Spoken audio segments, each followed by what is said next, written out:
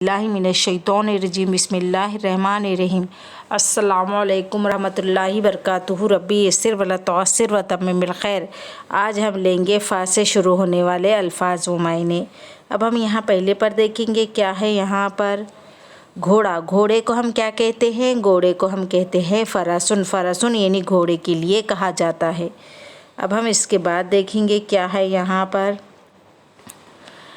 Cup, cup को हम क्या कहते हैं? कप को हम कहते हैं फ़िंजानुन। फ़िंजानुन यानी कप के लिए कहा गया है। अब हम इसके बाद देखेंगे क्या है यहाँ पर।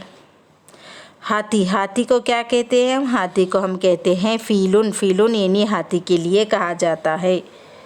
अब हम इसके बाद देखेंगे क्या है यहाँ पर। ब्रश, ब्रश को हम क्या कहते हैं? ब्रश को हम कहते हैं फ़ुरशतुन। फ़ुरशतुन यानी ब्रश के लिए कहा जाता है। आज हम यहाँ तक ही लेंगे, इसके आगे के एपिसोड में हम आपको बाद में बताएंगे।